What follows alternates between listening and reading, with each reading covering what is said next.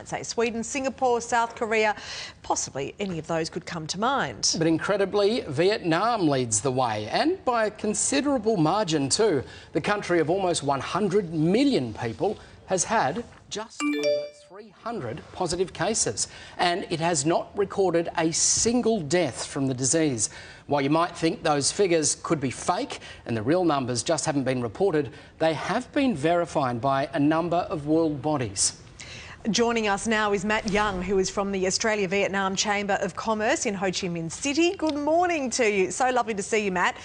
Now, the figures are not fake. When you go through all of the world bodies that have looked at this, they sort of show up to be right. Vietnam is reporting all cases. Yeah, look, certainly for us here, living, working here, we've been incredibly fortunate to be here. We've been really well looked after, and yeah, I've got many friends who are doctors working in the industry, and they just say, no, the numbers are very much real, and we're feeling really safe and extremely lucky.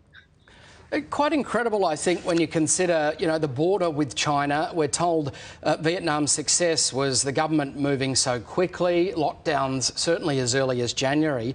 Can you run us through what sort of measures were put in place and how quickly? Well, look, I got back from the Tet holiday, which is the Lunar New Year holiday, to find my staff telling me I had to wear a mask to come to work. The schools never returned post the 2-week break late January. They've only just gone back. They closed the border to Wuhan initially because we had some workers up there. And then very quickly that moved on to China. We actually cleared our first 16 cases, and then we had some more come in from Italy, UK and US, so the borders closed down to those quite quickly as well. They quarantined everybody as they came into the country for 14 days, and it's been very successful. Our lockdown was really only about 4 weeks, but it was quite intense, just like it is in Australia. In fact, the measures taken are very similar to Australia, maybe just a couple of weeks ahead, and the results seem to be about the same. So, I mean, it's looking good for Australia too. We're really watching home, and it's great to see the similar trajectory.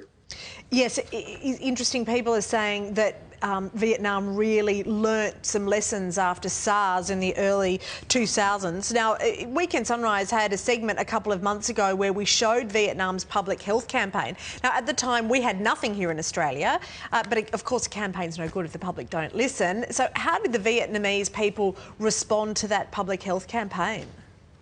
Look, I think the big takeaway here is the sense of community. Everybody realised that no one person was going to save us, we're all going to save each other.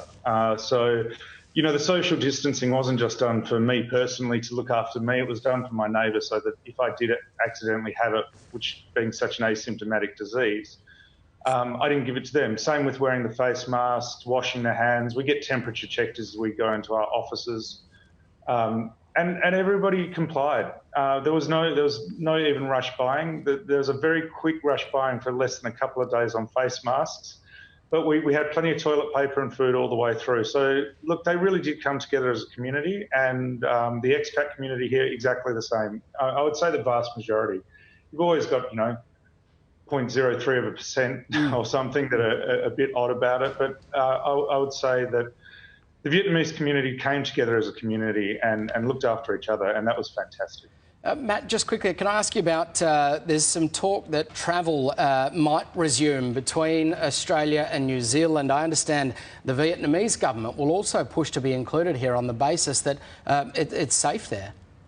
Oh, look, I certainly can't speak for the Vietnamese government. I did see an announcement yesterday that they're cautiously looking at opening up borders, and the first people they will look to are those who've got a proven track record on containing and looking after the coronavirus.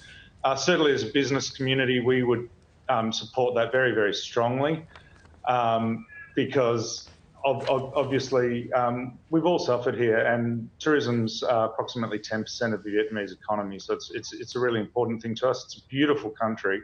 So yeah, we would love to be part of that Trans-Tasman bubble as soon as it's safe. I'm not an epidemiologist. I'm sure the two nations will work together to verify figures and make sure that we're safe, and when the time's right. Yeah, we very much hope Vietnam's one of the first countries that you guys consider opening up to. We'd love to see you here, and we'd love to come down and see you down there. I mean, it makes total sense. We've Last year, Australia and New Zealand signed a free trade agreement with ASEAN. So you guys are already close to Vietnam. Yeah. There's great stuff going on at high level, and it would be just fantastic to see Australians back in Vietnam, but safe. Yeah, fingers crossed. It feels like international travel's quite a way away, but that would be a wonderful development. Matt Young from the Australia-Vietnam Chamber of Commerce, thanks very much for your time. Really interesting.